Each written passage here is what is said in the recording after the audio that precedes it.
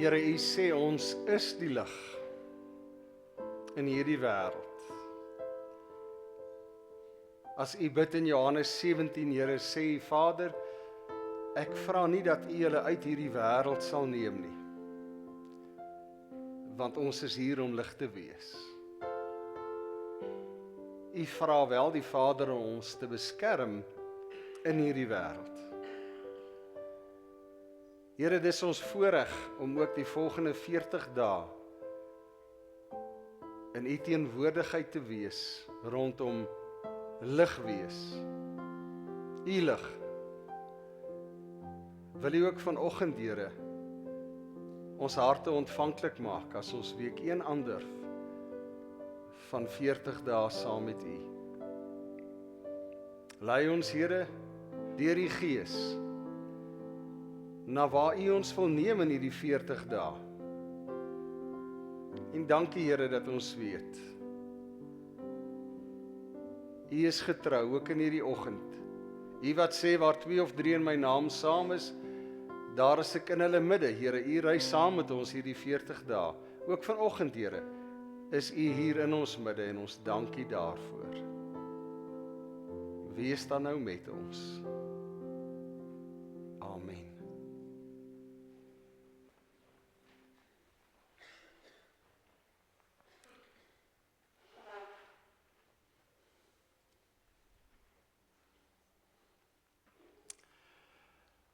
Ons is besig met Jaco se boek Leef Lig. En verlede week het ons die voorreg gehad dat hy self hier was en die 40 dae kon afskop. Baie dankie vir elkeen se terugvoer. Ons het regtig die mooiste terugvoer gekry hierdie week. Ook groot waardering vir hom, wat dan ook hier saam met ons was, vir sy menswees, vir wie hy is, vir wat hy besig is om te doen. En ja, inderdaad, dis 'n voorreg om te luister hoe hy nie net 'n roeping gehad het nie, maar dat hy 'n hele lewe gevestig het rondom doen. En dit dan aanvanklik by sy eerste ekohuis, en nou is daar, as ek reg is, al meer as 20 van hierdie ekohuise reg oor die land. Dit is so dat ek en jy nie soos hy 'n ekohuis het nie. Maar tog het ons. Die Here het vir my en jou op 'n ander manier geroep as vir hom. So ek wil sê, ons is ook bevoorreg om meer as 1 ekohuis te hê. Beginnende in die kleinste sirkel. Ons eerste ekohuis is ons huis. Daar waar ek bly. Hulle wat saam met my bly. Ons is deel van 'n groter ekohuis, 'n familie, 'n gesin. Ons is deel van 'n ander ekohuis, 'n gemeente. En daai konteks is ons dalk ook deel van 'n selgroep, 'n kleiner ekohuis. Maar dan werk ek en jy op 'n bepaalde plek. En daar waar ek werk, is 'n ander ekohuis waar die Here my en jou gebruik. So ons hoef nie 'n Jaco te wees en te doen presies wat hy doen, om gehoorsaam te wees, om 'n lewe van doen, 'n lewe van lig te wees nie. Ons is waar ons is. Ons is op die regte tyd op die regte plek, en dis juist daar waar die Here vir my en jou roep om dan te wees lig. En as jy lig is, word dit verwoord in dade. Belangrik dat ons ook, as ons Jaco se boek lees, die breër konteks verstaan waarin hy dit dan ook plaas. Ons weet wat is die beginsel van 40 dae. Dis hoekom ons as gemeente dit sedert 2008 elke jaar doen. Dis 'n reis saam met die Here, en as ons die Here se woord vat, 40 dae, 40 jaar, Dis die tyd waarin die Here, of dit sy volk is, of 'n individu, of wie ook al, in daardie 40 dae of 40 jaar verander. Jy is nie dieselfde wat jy is op dag 1 as op dag 40 nie. As ons hierdie jaar so 40 dae aanpak, sê ons vir mekaar, ons wil na 40 dae anders dink oor wat 'n gewoonte is en wat ontstaan wanneer ek besig is om gewoontes in my lewe te vestig. Verder gaan ons 'n tree verder en sê, waar begin ons as ons gewoontes wil vestig, wat doen sal stimuleer in my lewe, wat my sal help om as kind van die Here dit elke dag aktief te doen. Ons gaan stil staan by die 5 gewoontes van die vroeë kerk wat hulle beoefen het. Maar dit alles is binne 'n raamwerk. Ons hele lewe is binne hierdie raamwerk. Wees lig, leef die liefde van God. Toe Jesus die vraag moes antwoord, wat is die grootste gebod? Wees lief vir God, jou naaste soos jouself. En dis ook wat Jaco sê, waar binne sy hele lewe plaasvind, maar ook dan die konteks, die raamwerk waarbinne hierdie boek en die 5 gewoontes geplaas word. En 'n tweede belangrike ding is om te sê, hoe kan ek liefde leef? Daar's net een manier en dis om 'n intieme verhouding met die Here te staan. En hoe doen ek dit? Ek lees sy woord, ek bestudeer dit. Ek spandeer tyd met hom wat ons volgende week gaan hanteer om te sê, om myself af te sonder, met ander woorde alleen 1 tot 1 tyd met die Here te spandeer, is een van die eerste gewoontes wat ek moet vestig, want uit dit begin dade vloei, 'n lewe van doen. So daar is ons 5 weke wat kom. Vandag dan gaan ons stil staan by om te doen en die gewoonte wat ons aanleer. Matteus 25, die koning sal dan na die mense regs van hom draai, staan nader, want my Vader is baie tevrede met julle. Heel van die begin af het hy die hemel vir mense soos julle reggemaak. Hy wil hê dat julle dit saam met hom moet geniet. Maar weet julle waarom God so tevrede met julle is? Laat ek julle vertel. Ek het niks gehad om te eet nie, maar julle het my kos gegee. Toe ek dors was, was julle daar met 'n glas water. Toe ek nog vir julle onbekende was, het julle my al in julle huise verwelkom en self slaapplek gegee. Julle het vir my klere gegee, toe ek niks gehad het om aan te trek nie. Op my siekbed het julle my geduldig versorg. Toe ek in die tronk beland het, het julle julle nie vir my geskaam nie, maar vir my kom kuier. Vers 35, hy sê, luister nou mooi, as julle een van my vriende, al lyk hy of sy dan ook hoe onbelangrik, met 'n glas water of 'n stukkie brood of 'n besoek in nood gehelp het, het julle my so gehelp. Ek herhaal, wie my vriende help, help my. Baie interessante gedeelte, en dit sluit aan by die paar verse van vers 14 tot vers 30. In vers 14 tot vers 30 gaan dit oor die talente, die gawes, die goue muntstukke. Wat gebeur as 'n koning vertrek? Hy vat sy eiendom, sy koninkryk, hy verdeel dit onder sy onderdane en sê, hierdie vertrou ek aan jou toe, en as ek terugkom, gaan ek rekenskap vra. En dan kom hy terug, vir een wat hy 5 gegee het, gee hy 10 terug. Vir een wat hy 2 gegee het, gee hy 4 terug. Vir een wat hy 1 gegee het, het hy gesê, ek het dit gaan begrawe. En wat sê hy vir die eerste 2? Kom in, kom deel in my vreugde. Ek is bly dat jy verantwoordelik was met dit wat ek aan jou toevertrou het, wie ek aan jou toevertrou het. Dieselfde beginsel hier in Matteus 25, waar dit gaan oor die laaste oordeel, die aan sy regterkant, die aan sy linkerkant, die aan sy regterkant wat gaan deel in sy vreugde, sy blydskap, sy heerlikheid, die aan sy linkerkant wat dit nie sal smaak nie. En die enigste verskil is, hoekom is die aan sy regterkant, hoekom word hulle genooi om in sy teenwoordigheid sy vreugde te deel? Op grond van wat hulle gedoen het. Hulle het sy wil geleef. Hulle die wat aan hulle toevertrou is, versorg. Hulle het gedoen wat die Here wou gehad het, hulle moes doen as sy hande en sy voete in hierdie wêreld. So as hierdie reeks gaan oor ons is die lig, en die enigste manier hoe ons die lig kan wees is dit wat ons doen, dan is hierdie gedeelte Matteus 25 vir my en jou 'n oproep dat dit veel verder gaan. Dat die Here sy tevredenheid, sy welbehae aan ons sal toon as ons 'n lewe van doen, die uitvoering van sy wil leef. Dit bring ons by gewoontes, want wat doen ons? Ons doen 'n ding wat 'n gewoonte is. En hoe vorm ek 'n gewoonte om iets te doen oor en oor? Ek is nou 'n aanhanger van F1 en ons het hierdie week beleef dat al die maatskappye nou vir die eerste keer hulle nuwe voertuie getoets het. En wat was die doelwit?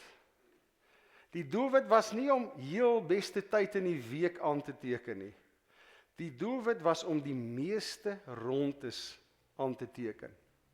Want elke bestuurder moet die nuwe kar leer ken, moet die gewoonte ontwikkel hoe ek die stuurwiel om 'n draai moet maak, wanneer ek moet remtrap, en met die nuwe kar, die nuwe engine. Want dit moet 'n gewoonte word. Want as jy 350 km/h om die baan jaag, het jy nie die tyd om te dink, wat moet ek nou, dan is jy al klaar deur die draai. Dis hoekom elke baan in die hele reeks moet so ontgin word. Dis hoekom daar 'n oefendag is, om net weer in te kom in die oefen en die vaslê van 'n gewoonte in my brein. En die ou wat dit die beste kan doen, gaan die beste vaar op die dag. Gewoontes vorm goed of sleg. Om 'n eenvoudige voorbeeld, 'n papegaai. Deur dieselfde woord te herhaal en te herhaal en te herhaal, maak dat daardie papegaai dit aanleer. Goed of sleg? Ons weet sommige woorde wat papegaaie aanleer is nie goeie woorde nie. Dan uitsonderings. Uitsondering kan nooit 'n reël word, 'n goeie gewoonte nie. Hy het verwys na die kitaar en hoe 'n ou kitaar kan benader. Ek dink ons almal onthou 1985 wat het gebeur in Junie. The Summer of 69, Bryan Adams is uitgereik. En wie van ons ken nie daai lied? En as hy speel, het jy sommer 'n nuwe vonk in jou nie. Waaroor gaan die lied? Ek het my eerste 6-string kitaar gekry. En wat het hy gedoen? Hy het geoefen en geoefen en geoefen tot wanneer? Tot sy vingers gebloei het. Maar hy het hom bemeester. Baie van ons is deur daai era. Ons kinders wil kitaar speel. Jy koop 'n kitaar. Daar's 'n eerste les, daar's 'n tweede les, maar nou kom dit by die oefen. En as hulle universiteit toe is, dan gee jy die kitaar weg. 'n Goeie voorneme. En nou en dan, die uitsondering, maak nie van jou 'n toegewyde kitaarspeler nie. Maar om hom te vat en nie op te hou totdat jou vingers bloei nie, maak dat die drukke tweede natuur word. Jy dink nie meer waar dit is nie. Daar het 'n gewoonte gevorm, 'n goeie gewoonte. Ek weet waar dit is. En ek kan na enige lied luister en saam speel. Goeie gedagtes vorm nie gewoontes nie. Soos hy ook gesê het, ons wil almal help en ons voornemens is so goed en ons gaan dit doen en ja, veral Januarie. Hierdie jaar gaan dinge anders wees. In Desember sê ons vir mekaar, ek het nou nie daarby uitgekom nie. Nog 'n aspek wat hulle sê aan die vrugte word 'n boom geken. Ons kan vrugte ook vertaal met gewoontes. Wat ek doen op 'n gereelde basis vorm deel van my karakter, wie ek is, wie my menswees is. En ongelukkig daaraan word ek geken. Karaktervorming vind oor 'n wye spektrum heen en een daarvan is in wat ek doen. Jakobus het gesê, Ek gaan jou net dophou en kyk wat jy doen. En dan sal ek vir jou sê, wat is jou waardes en wie glo jy? Jou karakter en jou doen is onafskeidbaar. Byvoorbeeld, ek kan 'n voorneme hê om te bid. Ek gaan hierdie jaar begin bid, soos ek nog nooit gebid het nie. Februarie sê ek vir myself, ek gaan dit regtig doen. Maar ek kan Januarie begin om te sê, van môre af 1 minuut 'n dag. Eerste ding as ek agter my lesenaar gaan sit by die werk. Ek kan Februarie sê, ek bid al 2 minute 'n dag. As ek kom by Julie, ek gee nie om hoe lank ek bid nie, maar ek kan nie 1 dag sonder om te bid nie. As jy op jou geloofsterrein begin onttrekkingssimptome kry as jy iets nie doen nie, het jy 'n goeie gewoonte gevestig. Die ouens wat Comrades hardloop, is vir my interessant om te lees, hoe baie van hulle sê, veral die week na Comrades, wat jou spiere so seer is en jy nie regtig weer onmiddellik op die pad kan kom nie, begin hulle onttrekkingssimptome kry. Hulle liggaam smag na die oefening, hulle liggaam kan nie meer sonder die oefening nie. Daar's dinge wat in hulle gebeur, net as hulle oefen. Dis 'n lewenswyse. Daarom kry iemand soos die oom ruk terug op TV wat sy 50ste Comrades gehardloop het. Hy kan nie 'n enkele dag sonder oefen nie. Wanneer ek en jy op die punt kom, ons kan nie 'n enkele dag sonder om met die Here te praat nie. Ons kan nie 'n enkele dag sonder om sy woord ons kan nie 'n enkele dag sonder om iets te doen. Of dit wat ek op 'n gereelde basis begin doen het, of dit omgee is vir iemand of wat ook al nie. Dan is ons besig om regtig waar gewoontes te vestig. Om te doen dat my onderbewuste dit aanleer en dit tweede natuur word in my lewe. Die evangelie begin eers sin maak wanneer ek dinge begin doen. Jesus sê, dis beter om te gee, te doen, as om te ontvang. Sommige vertalings in die Grieks ook, dit bring vreugde om te doen. Hoe gaan ek dit ervaar? Wanneer ek dit begin doen.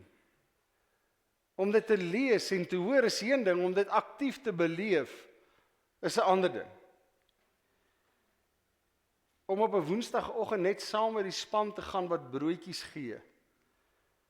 Om te beleef die waardering van daai hande wat dit vat.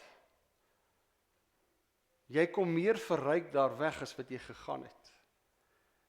In die proses van gee, begin jy dinge van die evangelie verstaan, wat jy voorheen nie verstaan het nie. Jaco sê, gewoontes gaan oor dit wat ons gereeld doen, die meeste van die tyd, al kry ons dit soms verkeerd. Ons gebruik soms verkeerd kry, as 'n baie handige verskoning. Ek is nou nie so goed hiermee nie. Daar's soveel ander wat dit beter kan doen as ek. Ek is te bang ek gaan 'n fout maak, dan gaan ek dit eerder glad nie doen nie. Ons moet dit doen. Al is die stok hoe krom en skeef. Dit gaan oor die doen en nie die volmaaktheid van die dade nie. Richard Rohr het 'n interessante ding gesê. We do not think ourselves into new ways of living. Ek kan nie 'n nuwe gedragspatroon in my lewe vestig deur daaroor te dink nie. Hoeveel van ons droom nie 1 Januarie 20 kg ligter? Hoeveel van ons droom nie elke dag in die gimnasium, die sweet loop my af? Bring dit my by 'n voltydse oefenprogram elke dag? Nee. We live ourselves into new ways of thinking. Ek begin dit doen en na die 3de, 4de maand sien ek op die skaal, ek is 15 kg ligter. Ek kan sien, dit wat daar was, lyk anders. Doen, gaan dit vooraf. nie die mooi gedagte en die droom nie.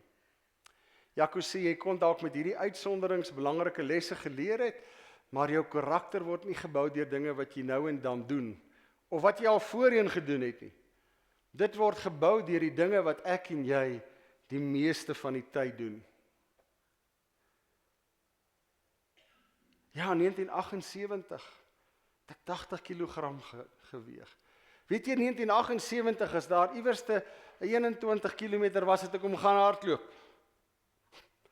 Beteken niks vir vandag nie. Die uitsondering van destyds maak in die hier en nou geen saak nie. Jesus het baie meer gepraat oor hoe ons moet leef as wat ons moet glo. En dis 'n interessante feit.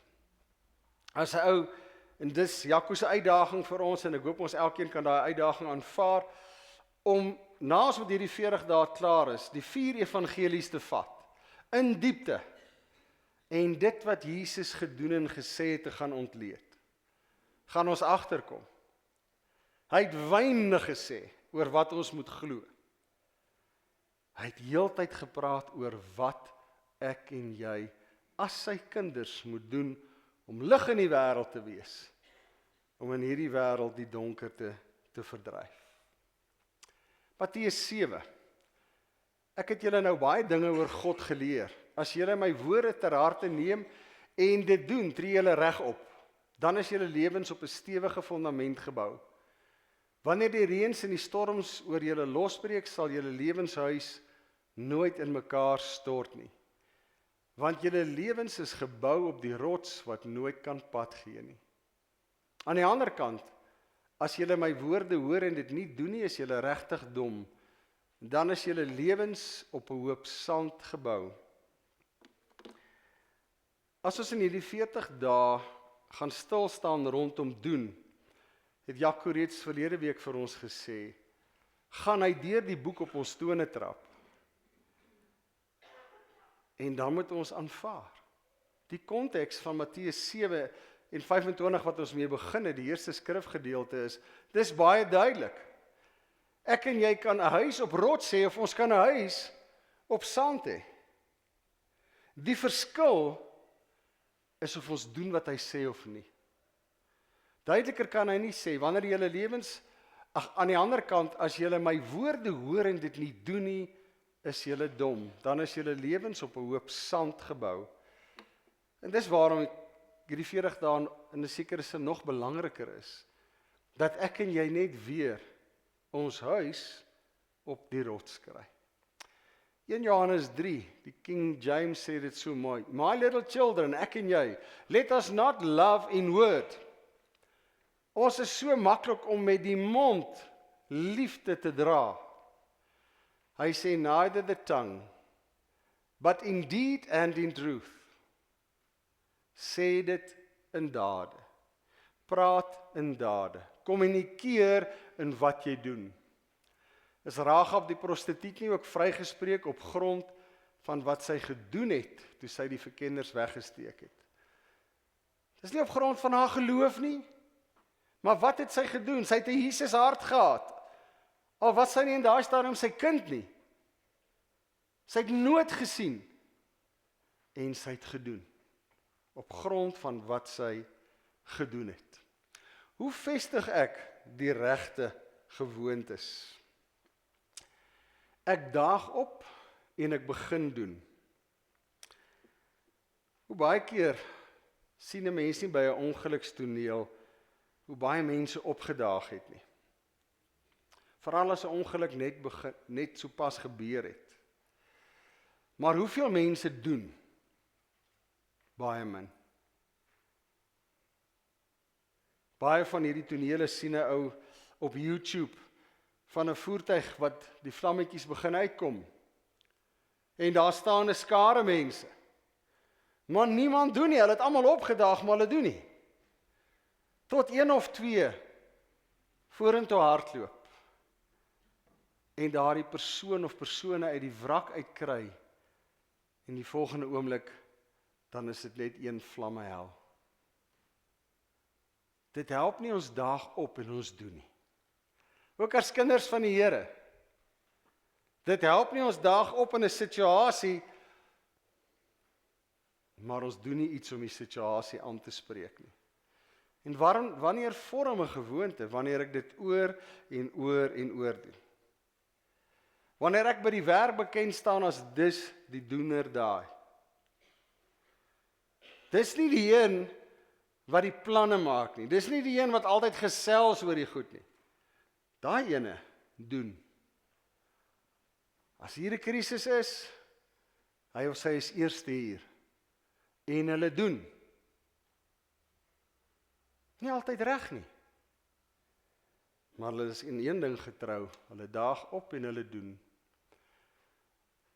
Hoe kan ek regte gewoontes in my lewe vestig? Deur die dubbele raamwerk waarna ons verwys, wat hierdie 5 gewoontes van die vroeë kerk ook in verpak word in die 5 weke wat kom. Wat is daar die dubbele raamwerk? Om te sê, ek is kind van die Here, en my belangrikste taak op aarde, die manier hoe ek lig kan wees in hierdie wêreld, is om God lief te hê, en my naaste, en myself. En 'n tweede deel, 'n tweede raamwerk, ek kan dit nie doen as ek nie met hom in 'n intieme verhouding staan nie. Ek kan dit nie doen as ek nie tyd in sy woord spandeer nie. Ek kan dit nie doen as ek nie tyd in sy teenwoordigheid in gebed spandeer nie. Ek kan dit nie doen as ek nie nader en nader aan hom kom nie. Ek kan dit nie doen as ek nie Jesus se voorbeeld hier op aarde volg, wat hom konstant afgesonder het na hy 'n bedieningstyd gehad het, siekes genees het en eers iewers alleen met die Here gaan gesels het en die input van sy Vader gekry het nie. Ek moet die vraag begin vra, wie se brand kan ek blus? En dit bring ons by die tema van vandag. Ons het in ons preekgroep het ons 'n interessante gesprek gehad rondom die brande wat nou gewoed het in die Kaap en hoe 'n mens regtig 'n empatie het. En in jou hart sê, as ek maar net nader was, as ek op 'n manier net kon help, as ek daar was. En hoe daar 'n gesprek om die tafel na vore gekom het, waar daar vir mekaar gesê is, maar ons het 'n buurvrou. En sy is 'n enkel mamma. En daar's uitdagings rondom haar kind se behoeftes. Sy het 'n brand wat geblus moet word. Hoekom blus ons nie hierdie brand nie? Hoekom droom ons oor die brand in die Kaap, en as ons maar net daar was? Ons is hier en sy is hier. Kom ons begin haar brand blus. Hoe vestig ek nog in hierdie 40 dae regte gewoontes in my lewe? Om regtig te fokus op die 5 gewoontes van die vroeë kerk wat ons volgende 5 weke gaan doen. En om Jaco se uitnodiging te aanvaar. Om na hierdie 40 dae, om my persoonlike stiltestyd, die 4 evangelies te vat, en Jesus na te speur, soos Tom laas jaar gesê het in sy boek. Ek en jy moet altyd 'n speurder van die Here wees. Ons moet hom naspeur, in diepte, wat hy gedoen het, hoe hy dit gedoen het, wat hy gesê het, hoekom hy dit gesê het. En dan om te onthou, doen is 'n werkwoord. Nike, ek dink hulle het nou hulle logo verander, maar die logo wat vir baie jare aan die wêreld bekend was, is just do it. Dit is die beginsel, die label wat ek en jy moet dra. Ja, die wêreld gee ons baie labels, en baie van die labels is karakterskendend van aard. Maar wat 'n voorreg sal dit wees as die wêreld sê, weet jy wat se label wil ons op Christene sit? Just do it. Dis die ouens wat net doen. Om so 'n label te kry, sal 'n voorreg wees. Onthou Jaco se woorde. Gewoontes gaan oor dit wat ons gereeld doen, die meeste van die tyd. Al kry ons dit soms verkeerd. Net ietsie oor om op te daag.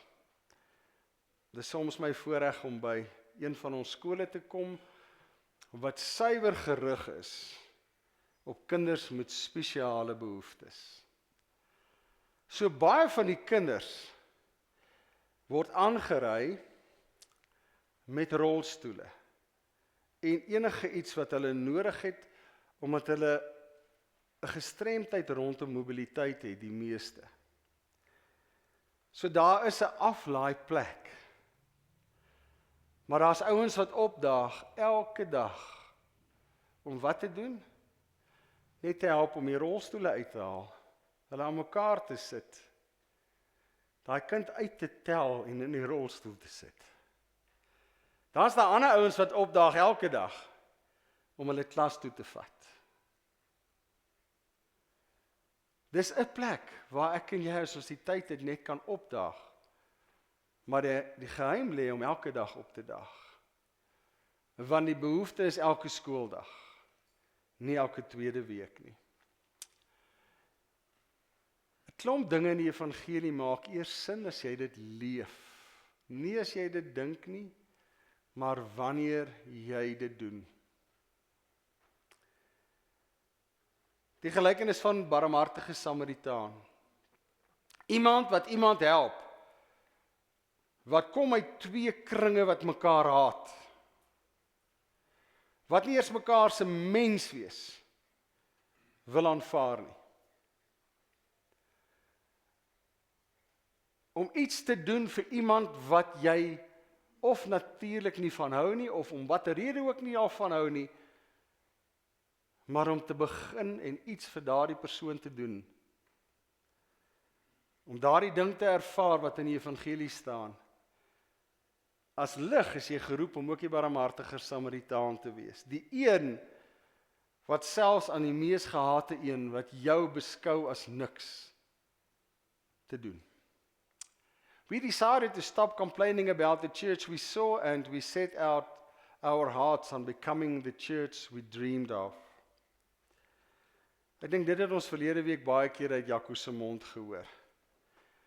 Ons het 'n professionele klaagkultuur. Ons is altyd teen iets. Ons kan altyd fout vind met iets. Ek is 'n jong student, ek is opgewonde. Ek het ingenieurswese vaarwel toegeroep. Die Here roep my. Daai Desember word ons opdrag gegee, julle sal werk as studente, my werk. Ek gaan die Bybelstudies lei in die hartjie van Pretoria. My tyd, my vakansietyd. 3 uur op 'n middag. Julle weet hoe voel Pretoria 3 uur op 'n middag, Desember. Ek bring die Bybelstudie, probeer my bes. Na die tyd staan iemand voor my. Jong man, ek wil myself bekendstel. Ek is so en so, ek is die voorsitster van die klagtekommissie van hierdie oord. En ons wil jou daarop wys, as jy Bybelstudies hou, dra jy 'n pak klere. Ek het die verwaandheid gehad om te sê, Tannie, as ek 'n pak klere moet dra, kom ek nie weer nie. So ek sal volgende week hier wees. Maar sê maar vir die res van die klagtekommissie, ek gaan nie 'n pak klere dra nie. Ons moet altyd kla. Ons moet altyd iets identifiseer waarvan ons nie hou nie, sê Jaco. En hy beleef dit met sy ekohuise. Want maak nie saak waar sy ekohuise is nie, dit word 'n bron vir daardie gemeenskap om te kla. Maar niemand sal 'n vinger verroer om te doen en die lewe van daardie kinders wat van die straat af gebring word, te verander nie. Hy sê, Shane, neem iewers 'n besluit en begin doen om die droom van wat ons as kinders van die Here moet wees, om dit uit te leef. Jesus se lewe was 'n praktiese demonstrasie van dinge wat hy sy volgelinge geleer het. Ons gewoontes gee gesag aan ons boodskap. Gandhi se baie bekende evaluering van die Christene. Ek sien kans vir Christus. Ek sien nie kans nadat ek met die Christene te doen gehad het vir die Christendom nie. Die gewoontes van Christene wat Gandhi se pad gekruis het, was van so 'n aard dat dit die boodskap, die blye boodskap, nie meer die moeite werd gemaak het nie.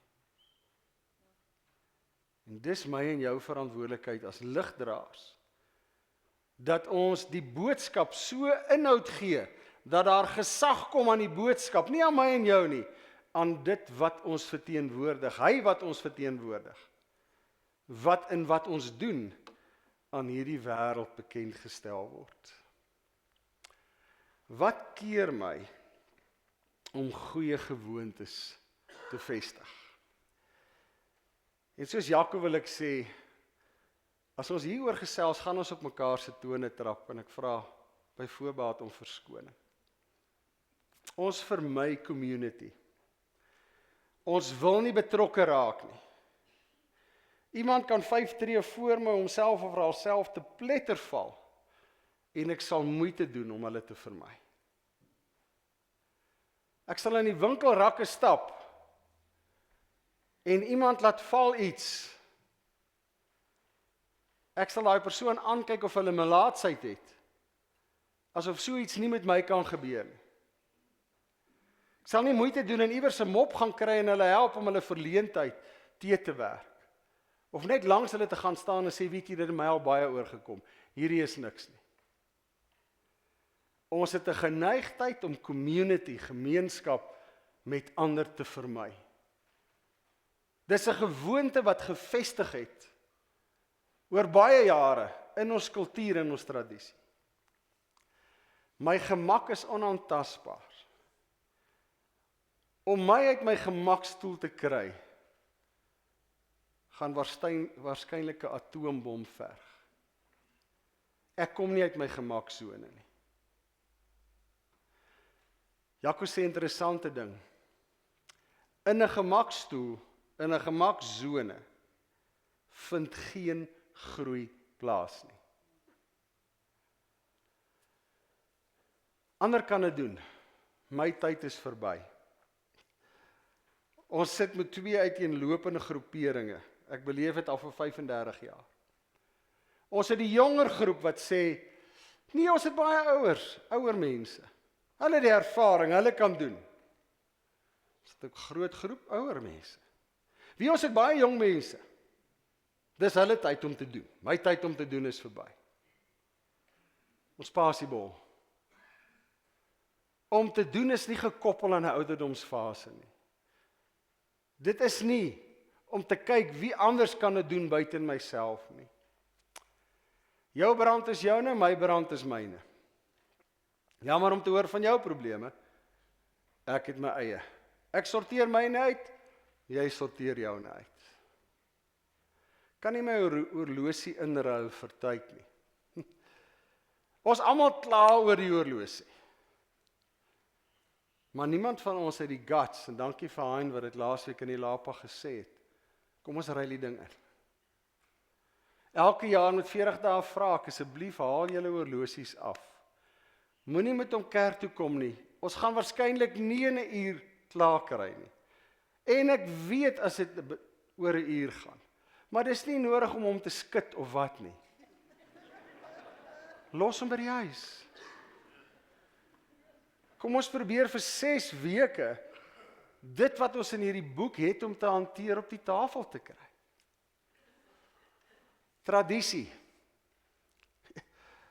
Waar hoor ek dit nie? Dominee, bel jou net om te sê, my buurman of my buurvrou voel nie lekker nie.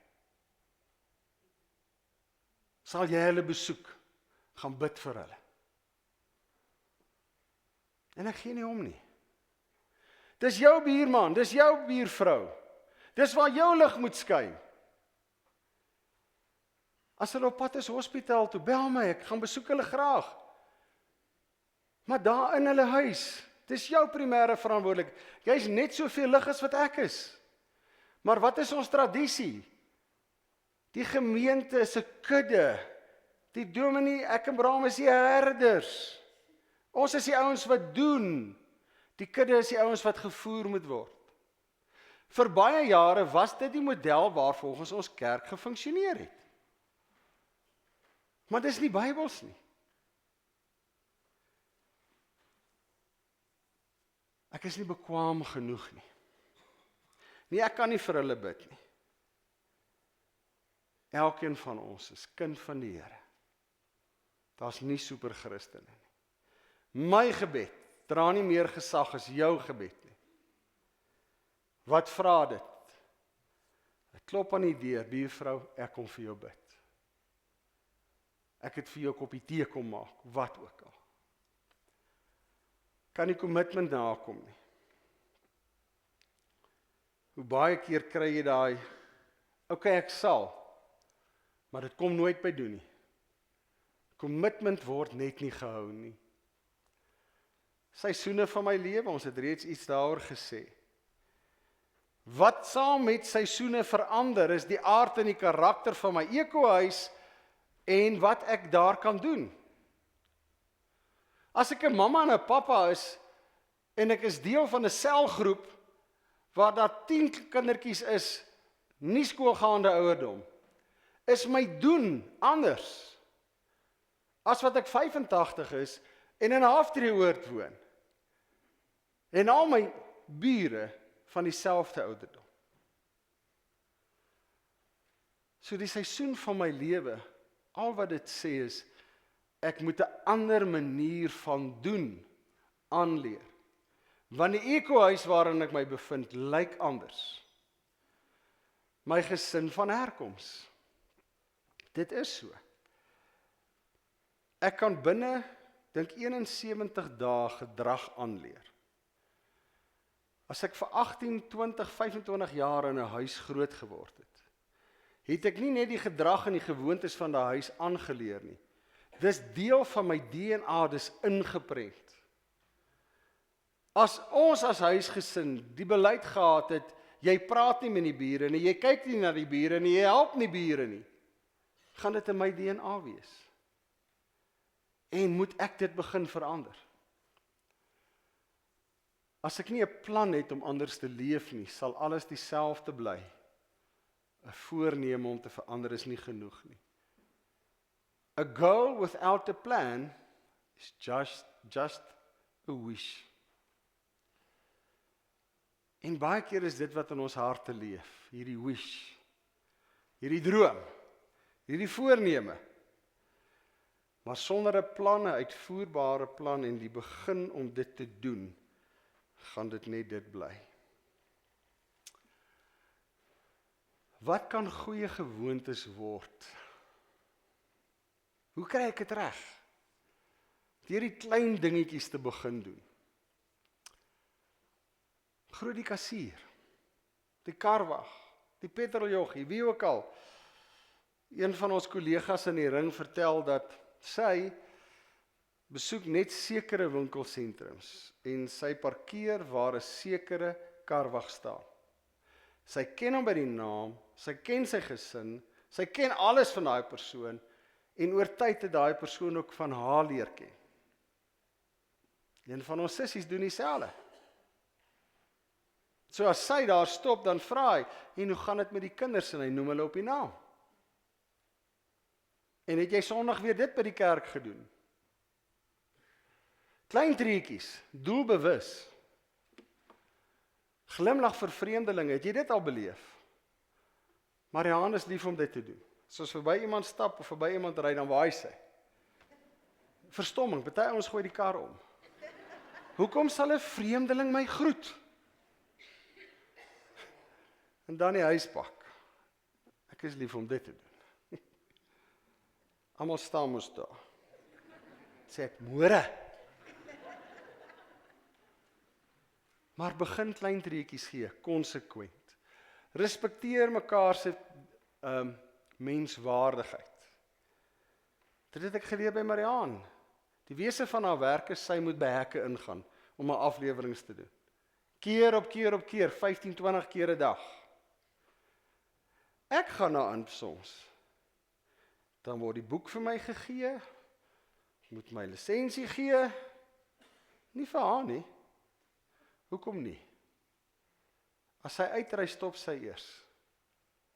Dankie James dat jy vandag weer vir my die hek oopgemaak het. Ek waardeer jou. Dis die verskil. Dis 'n gewoonte wat sy gevestig het. Maak letterlik vir haar hekke oop. Maar hoe maklik is dit nie? Dankie dat jy vanoggend weer vir my tee gemaak het. Dat jy dit vir my nie op my lesenaar neergesit het. Ek het waardering vir jou. Dankie dat jy agter ons skoon gemaak het toe ons vandag gewerk het. Ek waardeer jou. Dankie daarvoor. Erken die mens voor jou vir wie of hy sy is. Dis die slegste deel, mens sien dit oral. As jy in 'n ry staan, sommige mense behandel die kassier asof die kat hulle ingedra het. Sommige mense sal buite die karwag met minagting hanteer. Ons kan nie as kinders van die Here so leef nie. Ons moet die mens voor ons is respekteer. As hulle 'n naam dra, spreek hulle op die naam aan. Groet. Vra, hoe gaan dit met jou, Andrei? Klein treetjies, maar doen dit konsekwent. Oogkontak, liggaamshouding. Stel eers belang, dan besigheid. Ontwikkel 'n belangstelling in die brand van ander en daag op om dit te blus. As ons weet iemand het 'n krisis. As ek weet, my buurman of my buurvrou, enkel mamma of enkel pa, het elke oggend 'n stryd om 'n rolstoel in die kar te kry en. Begin opdaag 6:15. Elke oggend sit die rolstoel in die kar. Hê 'n lekker dag, buurman, buurvrou. So goeie gewoontes kan ek en jy kweek. Ons kan lig wees in hierdie wêreld. Ons kan brand blus in iemand anders se lewe. Maar dan vra dit klein treetjies gereeld en dat ek en jy opdaag. Die vroeë kerk se getuienis is nie deur die wêreld gehoor nie, maar aanskou. En juist dit het gesag gegee aan hulle boodskap. Ons word meer dopgehou as wat ons dink. My en jou leefstyl maak dat mense ons woorde glo of nie glo nie. Ons gewoontes gee gesag aan ons boodskap. Hulle getuienis is gesien, beleef in wat hulle doen. Hoe hulle omgegaan het met ander, hoe hulle self gehandhaaf het in 'n grootendeels vyhandige omgewing. Jesus praat toe verder, vrede vir julle. Julle weet die Vader het my met 'n boodskap na die wêreld toe gestuur, net so stuur ek julle nou. Wat was sy boodskap? Ek is hier om te dien en nie gedien te word nie. En hy het dit gedoen. Hy was die vergestalting van die goeie en die blye evangelie. En hy sê, soos my Vader my gestuur het, om dit te vestig, stuur ek julle nou, om dit te leef. Jesus was nie net 'n draer van die boodskap nie, hy was die boodskap. The man is the message. Wanneer ek dit leef, ek het dit al baie gedeel, die ou wat in Israel in 'n kibbutz gewerk het vir 30 jaar, voor godsdienstvryheid. En die eerste dag na godsdienstvryheid, die eerste ou wat daar opdag en sê, ek wil julle van Jesus vertel, was die antwoord van die kibbutz, hy was hier. Hy het nou die dag gesterf. 30 jaar het hy hier by ons gebly. The man is the message. Hy het Jesus geleef, sonder dat hy in 30 jaar een keer sy naam genoem het. Dit was verbode. Dis my en jou uitdaging in ons ekohuise. Baie kan sê, weet jy wat, ek werk in 'n omgewing waar ek nie geloof mag praat nie. Dis goed. Dis eintlik goed so. Want is baie keer as ek en jy ons monde oopmaak wat ons dit verbrou. As jou omgewing jou dwing om net hom te leef, is dit nie noodwendig 'n slegte plek om te wees nie. Saamgestelde effek, en daarmee wil ek afsluit. Om iets gereeld te doen, vorm 'n gewoonte. Om hierdie nuwe F1 kaart te vat en 500 rondes met hom te doen. Vorm die gewoonte, die hand-oog koördinasie Wanneer op 'n draai moet ek begin rem? Wanneer moet ek begin draai? Tweede natuur. Dieselfde met my en jou. Hulle sê die ouens wat hierdie groot vragskepe bestuur, se plan is nie ons ry van hier na daar nie. Hulle weet met hierdie logge ding, die meeste wat ek kan doen is 5 grade op 'n slag. So as ek daar wil kom, het ek 40 veranderings nodig. Maar na 6 dae kom ek daar. Dis nie 'n kar wat ek 90 grade draai maak en ek is daar. En dis my en jou uitdaging, daai 5% verandering. Om te kom waar die Here wil hê ek moet wees. Dit gaan nie oornag kom nie. Dit gaan nie met een slag kom nie. Darren Hardy se boek, The Compound Effect. Compound Effect is a powerful principle that illustrates how small, seemingly insignificant actions can accumulate over time to produce substantial outcomes. Success is not the result of one major decision, but rather the accumulation of many small choices made consistently. Om die regte ding oor en oor en oor te doen. Dis in die beginsel van spaar ook. As ek van die eerste dag wat ek begin werk het, R50 gespaar het, en na ek 40 jaar later aftree, dan lê daar 'n enorme bedrag. Maar dis 'n doelbewuste besluit wat ek elke maand geneem het, om 'n klein dingetjie te doen. Maar akkumulatief oor tyd. Konsekwentheid. Om nie moeg te word nie. Om aan te hou en te sê, ek doen dit weer. En wat het dit? Dit het 'n rimpel-effek. Die mooi getuienisse.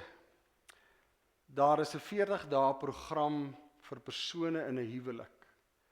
Om vir 40 dae, of dit nou die man is vir die vrou of die vrou vir die man, sonder om dit aan te kondig, sonder dit aan 'n groot klok te hang, klein dingetjies te begin doen, konsekwent vir 40 dae aan mekaar.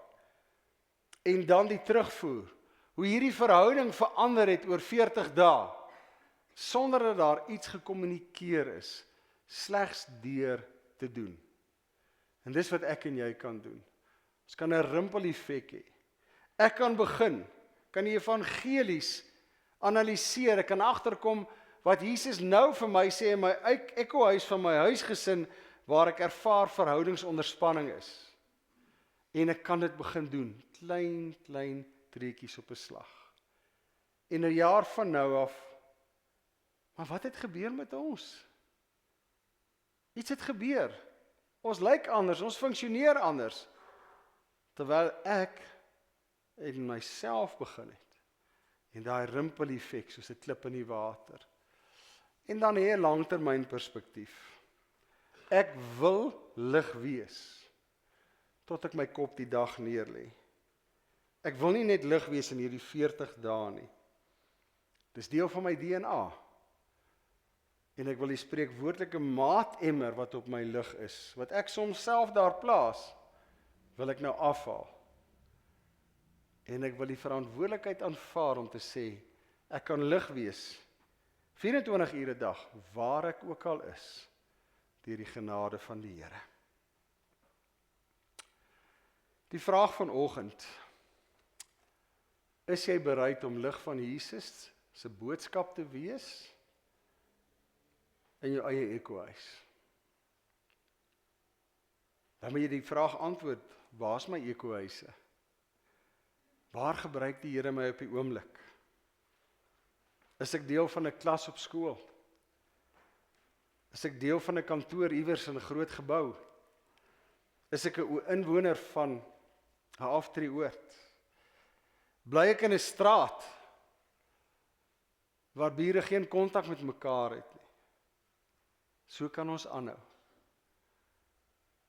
Vra die Here, Here, waar's die ekkohuis wat ek nou moet begin, klein treetjies gee, konsekwent. Terug by die vraag, is jy bereid om lig van Jesus se boodskap te wees? Met ander woorde, is jy bereid om te begin doen? Here, om lig te wees is deel van wie ons is. U is die lig in ons lewe, Here, wat ons lig moontlik maak. Dankie, Here, dat U Gees ook in ons is om ons met wysheid en raad elke dag te lei om lig te wees. Om klein treetjies te gee, Here. Om U stem te hoor. As U vir ons sê, hier's 'n brand, iemand het hulp nodig, blus dit. Ja, Here, ons doen dit nie altyd reg nie. Maar dis nie wat U vra nie. U vra daag op en doen, konsekwent. Help ons daarin, Here, in die kweek van goeie gewoontes. Lei ons, Here, in die volgende weke om die 5 gewoontes van die vroeë kerk te ontdek, opnuut, en te ontgin.